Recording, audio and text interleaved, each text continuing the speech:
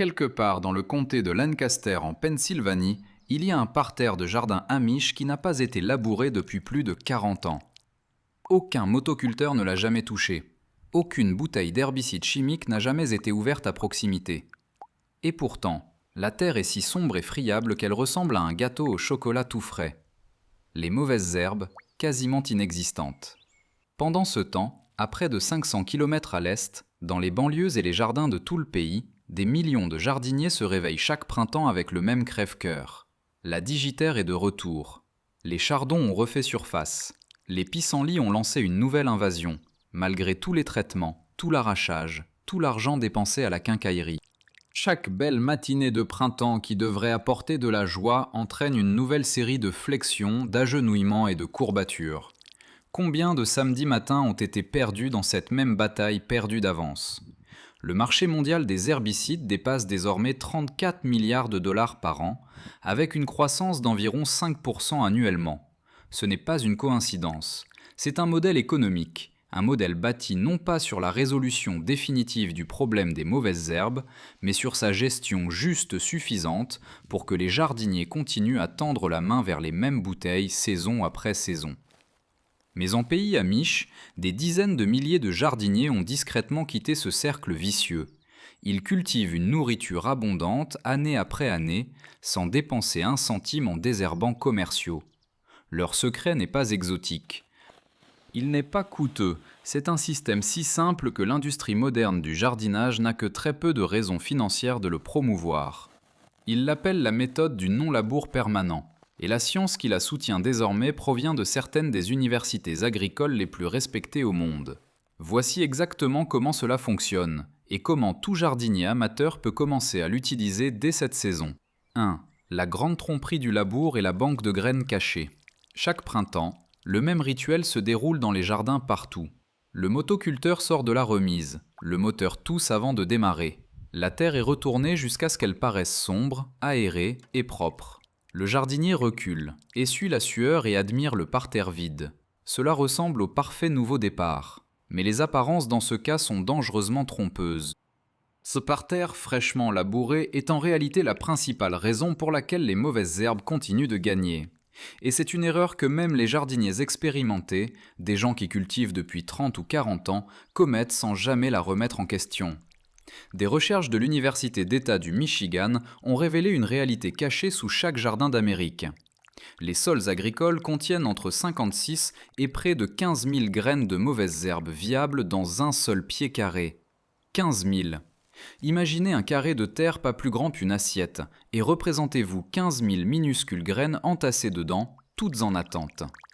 Les scientifiques appellent ce réservoir souterrain la banque de graines adventices, et ces graines sont d'une patience stupéfiante. Une seule plante de chénopode blanc, l'une des mauvaises herbes de jardin les plus courantes en Amérique du Nord, peut produire plus de 72 000 graines en une seule saison. Beaucoup de ces graines restent viables sous terre pendant 5, 10, voire 20 ans. Des graines d'abutilon ont été documentées comme germant après des décennies de dormance dans l'obscurité totale. Tout ce dont ces graines enfouies ont besoin, ce sont deux choses, un peu d'humidité et un bref éclair de lumière du soleil. Chaque fois qu'une lame de motoculteur ou le tranchant d'une pelle fend le sol, elle plonge dans ce coffre-fort souterrain obscur, remonte des graines à la surface et leur offre exactement ce qu'elles attendaient patiemment. C'est comme plonger la main dans un sac de 10 000 billets de loterie et en tirer une poignée, sauf que c'est le jardinier qui perd à tous les coups. Mais les dégâts ne s'arrêtent pas aux graines de mauvaises herbes. La biologiste des sols, la docteure Elaine Ingham, a passé des années à cartographier ce qu'elle appelle le réseau trophique du sol, un vaste réseau vivant de bactéries, de champignons, de protozoaires et de micro-organismes qui maintient le bon fonctionnement d'un sol sain. Imaginez-le comme une ville souterraine avec des routes, des itinéraires de livraison et des lignes de communication reliant toutes les racines des plantes. Quand un motoculteur déchire cette ville, il rase les bâtiments et arrache les routes. Les victimes les plus critiques sont les autoroutes fongiques connues sous le nom de champignons mycorhiziens arbusculaires. Ces réseaux microscopiques se fixent directement aux racines des plantes et les aident à accéder à l'eau et aux minéraux en profondeur, bien plus profondément que les racines seules ne pourraient jamais atteindre. Considérez-les comme le système de plomberie du sol. Détruisez la plomberie et les plantes ont soif, même quand l'eau est à proximité. Ces mêmes champignons produisent un adhésif biologique naturel appelé glomaline, qui lie les particules de sol entre elles en agrégats spongieux et aérés qui retiennent à la fois l'air et l'eau. Détruisez les champignons, détruisez la glomaline. En plein été, le parterre de jardin qui semblait si prometteur en avril s'est transformé en argile dure comme la pierre, qui se fissure sous la chaleur et repousse l'eau comme du béton. L'approche amish commence par une décision radicale: mettre le motoculteur à la retraite définitivement. Laissez les graines enfouies rester enfouies dans l'obscurité où elles ne peuvent pas germer. Laissez les réseaux fongiques se reconstruire et se reconnecter. Laissez le sol faire ce qu'un sol sain a toujours été conçu pour faire quand les jardiniers cessent simplement de le déchirer chaque printemps. Mais si le motoculteur est mis à la retraite, comment un nouveau parterre se crée-t-il concrètement ? Comment les mauvaises herbes existantes sont-elles gérées sans produits chimiques, sans machines et sans travail éreintant ? La réponse implique quelque chose que la plupart des foyers jettent dans le bac de recyclage chaque semaine. 2. La révolution du carton, recréer le sol forestier. Entrez dans n'importe quelle forêt intacte et regardez le sol. Il n'est jamais nu. Des feuilles mortes, des brindilles en décomposition, des fragments d'écorce et des débris végétaux forment une couverture continue sur la surface du sol. Cette couverture accomplit 3 fonctions essentielles à la fois. Elle étouffe les plantules de mauvaises herbes avant qu'elles ne démarrent. Elle nourrit les micro-organismes en dessous. Et elle retient l'humidité pour que le sol ne se dessèche jamais complètement. La nature a perfectionné ce système bien avant que le jardinage n'existe. Les Amish le copient simplement en utilisant du carton ondulé brun ordinaire. Voici le processus étape par étape et il est presque incroyablement simple. Premièrement, il n'est pas nécessaire de se casser le dos à arracher les mauvaises herbes existantes ou à déraciner l'herbe. Il suffit de tondre ou de couper la végétation aussi ras que possible. Ensuite, arroser abondamment la zone. Ce n'est pas seulement pour l'humidité, cela réveille la biologie du sol en dessous et signale au ver de terre que quelque chose d'intéressant est sur le point de se passer en surface. Ensuite, posez des feuilles de carton ondulé brun ordinaire en les faisant se chevaucher. Retirez d'abord tout ruban adhésif, autocollant ou section imprimée brillante. Maintenant, voici le détail qui fait la différence entre le succès et la frustration. Les bords de chaque morceau doivent se chevaucher d'au moins 10 à 15 cm. Les mauvaises herbes sont des opportunistes acharnés. S'il y a ne serait-ce qu'un interstice entre 2 feuilles où la lumière s'infiltre, elles le trouveront et perceront en quelques jours. Pourquoi du carton plutôt que le tissu paysager en plastique vendu dans toutes les jardineries ? Parce que le carton fait 2 choses que le plastique ne pourra jamais faire. Premièrement, il est complètement opaque. Il bloque 100% de la lumière du soleil atteignant le sol, désactivant instantanément la banque de graines adventices sous la surface. Sans ce déclencheur lumineux, les mauvaises herbes existantes meurent dans l'obscurité et ces 15 000 graines enfouies restent dormantes.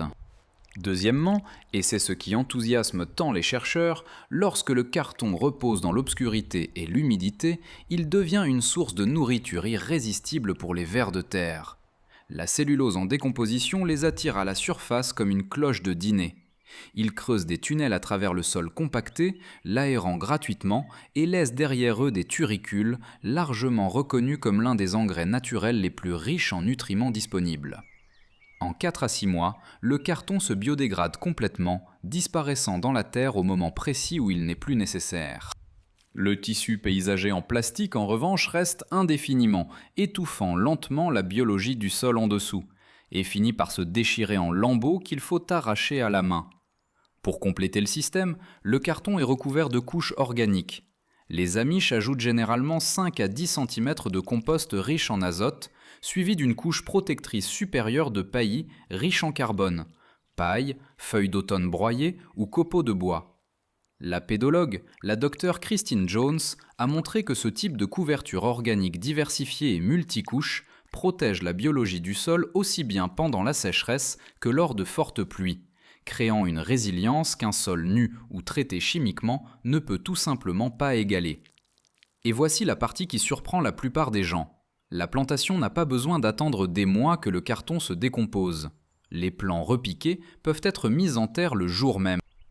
Il suffit de découper un petit X dans le carton avec un cutter, de replier les rabats, de placer le plant dans le sol en dessous et de rabattre le carton bien serré autour de la tige. Le résultat est saisissant, une croissance vigoureuse et précoce et une réduction spectaculaire des mauvaises herbes dès le premier jour. La méthode du carton traite le problème des mauvaises herbes par le haut, mais qu'en est-il de libérer tout le potentiel de croissance de chaque plante individuellement ?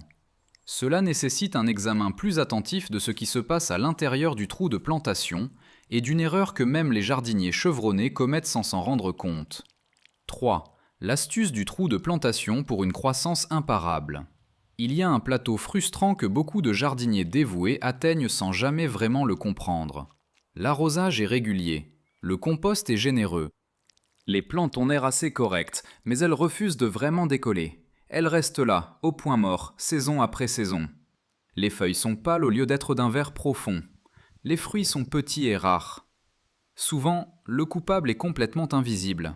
Les nutriments sont physiquement présents dans le sol, mais ils sont chimiquement verrouillés et inaccessibles parce que le pH est déséquilibré. Imaginez un garde-manger plein de nourriture, avec chaque placard cadenassé. Les provisions sont bien là. Les plantes ne peuvent tout simplement pas les atteindre. De nombreux cultivateurs amish traditionnels résolvent ce problème avec un astucieux duo de deux éléments qui ne coûtent rien. Du marc de café usagé et de la cendre de bois. Mais il y a un piège crucial qui fait trébucher presque tous ceux qui essaient sans comprendre la chimie. Utilisés incorrectement, ces deux ingrédients font plus de mal que de bien. Le marc de café est un amendement du sol véritablement utile. Il fournit de l'azote, il attire les vers de terre et il stimule l'activité microbienne. Cependant, avec une utilisation répétée et abondante au fil du temps, le marc de café peut progressivement faire glisser le pH du sol vers le bas dans la direction acide. Cette dérive lente commence à verrouiller des nutriments essentiels, en particulier le calcium et le phosphore, que les plantes peinent à absorber. Le contrepoids traditionnel vient de la cheminée, la cendre de bois. Plus précisément, la cendre de bois dure, propre et non traitée. Jamais de cendre de briquettes de charbon, de bois peint ou de bois traité sous pression. Ceux-ci contiennent des produits chimiques qui n'ont rien à faire près d'un potager.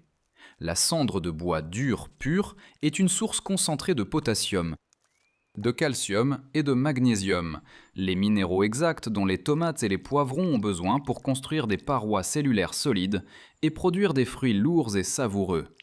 Maintenant, voici où la plupart des jardiniers bien intentionnés se trompent.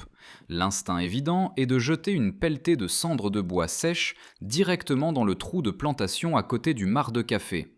Mais la cendre de bois est fortement alcaline. Quand la cendre sèche rencontre l'azote du marc de café, une réaction se déclenche. L'alcalinité provoque la conversion de l'azote précieux en gaz ammoniaque qui s'échappe dans l'air avant que la plante ne puisse en utiliser la moindre partie. En plus de cela, le pic soudain et localisé de pH peut brûler les jeunes racines tendres. La solution transmise par la pratique traditionnelle est simple et élégante. Au lieu d'utiliser de la cendre sèche, la cendre est transformée en un doux extrait liquide. Simplement 2 cuillères à soupe de cendre de bois dur mélangées dans 1 litre d'eau et laissées reposer toute la nuit. Au matin, les minéraux se sont dissous dans un liquide trouble et laiteux, toujours puissant mais dilué en toute sécurité. Au moment de la plantation, une généreuse poignée de marc de café usagé est déposée au fond du trou. Ensuite, juste un quart de tasse de l'extrait laiteux de cendre est versé doucement sur le marc. La chimie qui s'ensuit est discrète, mais puissante. Les minéraux alcalins dissous neutralisent l'acidité du café progressivement et uniformément, sans aucun pic destructeur. Le pH se stabilise dans cette zone idéale où les nutriments se déverrouillent et deviennent disponibles. Quand un plant repiqué est placé dans ce trou préparé, ses racines pénètrent immédiatement dans une poche de sol biologiquement active et au pH équilibré. L'azote du café est disponible tout de suite. Le calcium de la cendre commence à construire des tiges plus solides. Les jardiniers qui utilisent cette méthode régulièrement rapportent un feuillage visiblement plus vert et une croissance plus vigoureuse dès la 3e semaine. Une différence visible par rapport aux plants mis dans des trous non traités à quelques pas de là. Le docteur Jerry Hatfield, ancien directeur du Laboratoire national pour l'agriculture et l'environnement du ministère américain de l'Agriculture, a passé des décennies à étudier comment la chimie du sol affecte la performance des plantes. Ces travaux ont confirmé ce que les cultivateurs traditionnels ont toujours compris intuitivement. Quand la chimie du sol est correctement équilibrée, le propre système immunitaire de la plante fonctionne à son maximum, résistant aux ravageurs et aux maladies bien plus efficacement que n'importe quel traitement chimique ne peut le faire de l'extérieur. Cette technique du trou de plantation prend 5 minutes, ne coûte rien et donne à chaque plant repiqué le meilleur départ possible. Mais qu'en est-il des longs mois entre les saisons de culture quand le jardin reste vide et exposé ? C'est à ce moment-là que les Amish se tournent vers une plante remarquable qui combat les mauvaises herbes entièrement par elle-même. 4. La guerre chimique de la nature. Le miracle du seigle céréalier. Voici un fait qui semble presque trop beau pour être vrai. Il existe une culture céréalière courante et peu coûteuse qui fabrique son propre herbicide naturel en poussant. Elle supprime les mauvaises herbes automatiquement. Pas de pulvérisation, pas d'arrachage, aucun effort de la part du jardinier. À la fin de la récolte estivale, les cultivateurs amish expérimentés ne laissent jamais leur sol nu et exposé. Un sol nu est une invitation ouverte. La nature se précipite pour couvrir toute surface exposée avec ce qui pousse le plus vite. Et dans la plupart des jardins, cela signifie des mauvaises herbes. Alors, au lieu de laisser les parterres vides pendant les mois froids, les cultivateurs traditionnels sèment à la volée une culture de couverture spécifique appelée seigle céréalier. Des chercheurs de l'université Cornell et de l'université d'État de Pennsylvanie ont abondamment documenté un phénomène biologique appelé allélopathie. Pendant que le seigle céréalier pousse, même par des températures hivernales glaciales, il produit discrètement des composés chimiques appelés benzoxazinones dans ses racines et ses feuilles. Quand les résidus de seigle commencent à se décomposer au début du printemps, ces composés se libèrent directement dans le sol environnant. L'effet sur les mauvaises herbes est dévastateur. Des études universitaires montrent que les résidus de seigle céréalier peuvent supprimer la germination d'envahisseurs notoires du jardin comme l'amarante, la digitaire et le chénopode blanc jusqu'à 95% pendant 30 à 60 jours. C'est une suppression quasi totale des mauvaises herbes, obtenue entièrement grâce à la chimie naturelle de la plante, sans une seule application de quoi que ce soit provenant d'une bouteille. La gestion printanière est tout aussi simple. Environ 3 à 4 semaines avant la période de plantation, le seigle est coupé à la base, juste au niveau du sol, et laissé à plat sur la surface du sol, comme une épaisse couverture dorée.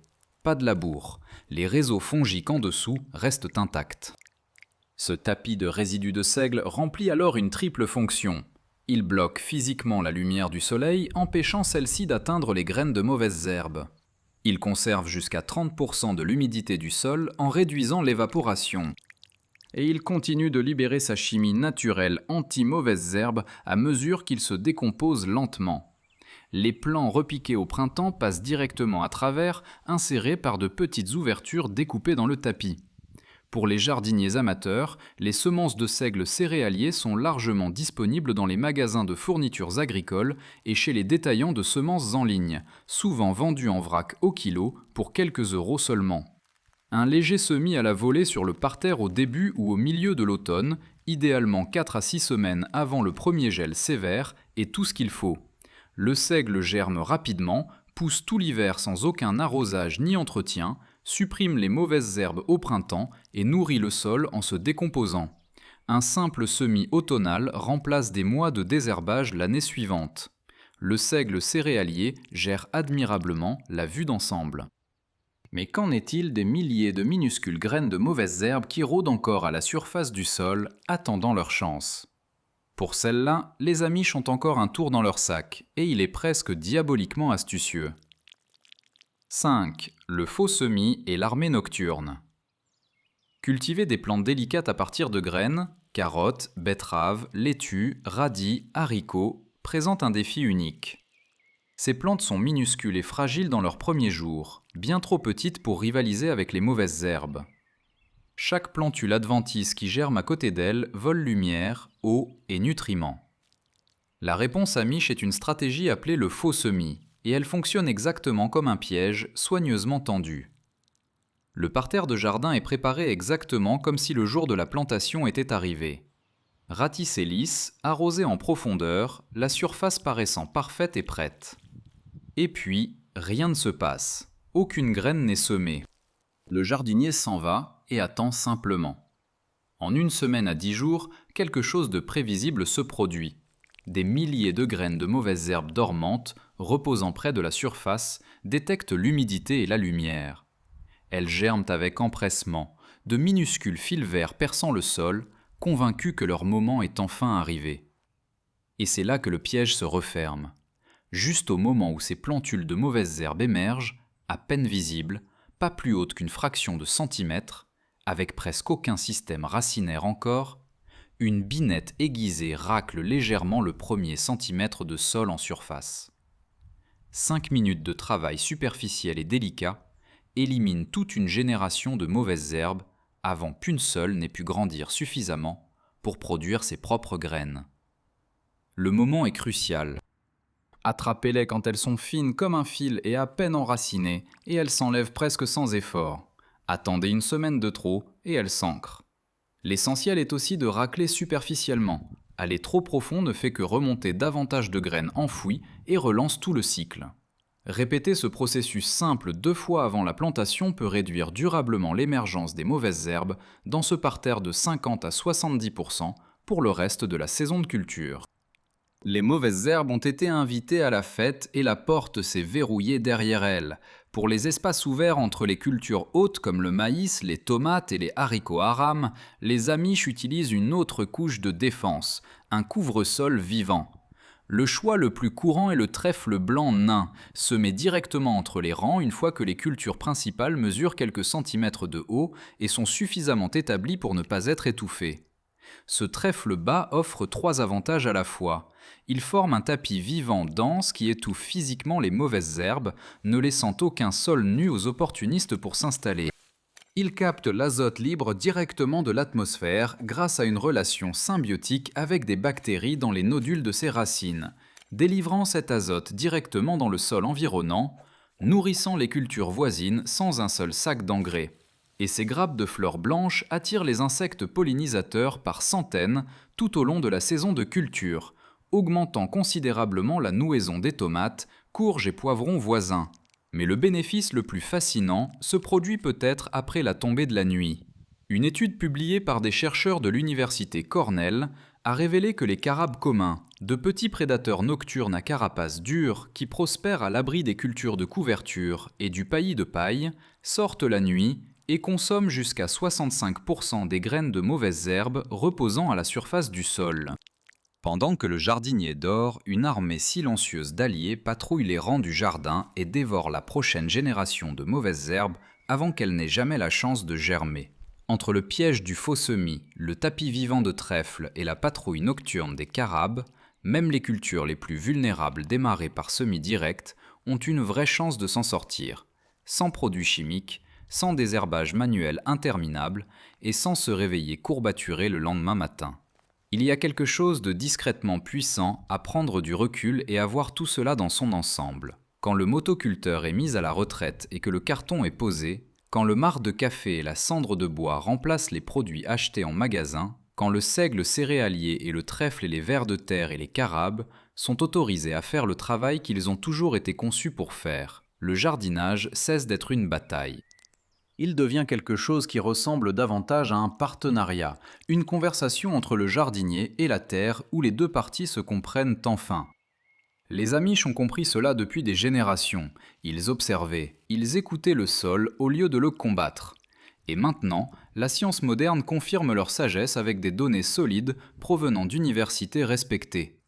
Abandonner la charrue, couvrir le sol, nourrir la biologie au lieu de l'empoisonner, ce ne sont ni des raccourcis ni des compromis, c'est simplement la manière dont un sol sain était censé fonctionner depuis toujours.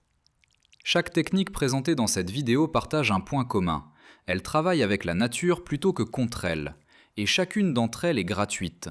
Pas d'équipement spécial, pas d'abonnement annuel aux rayons produits chimiques de la quincaillerie, juste de l'observation, de la patience et la volonté de laisser le sol faire ce qu'il sait déjà faire. Cela ne coûte rien. Cela épargne les dos douloureux et les genoux raides, et cela construit un sol riche, sombre et vivant qui survivra à chaque jardinier qui en prend soin. Un héritage silencieux, transmis non pas en argent, mais dans la terre elle-même. Si cela a changé votre façon de voir votre jardin, partagez-le avec un ami qui pourrait être prêt à poser le pulvérisateur et à ramasser le carton. Et laissez un commentaire ci-dessous. Allez-vous mettre votre motoculteur à la retraite ce printemps ? Merci d'avoir passé ce moment avec Rooted Grace.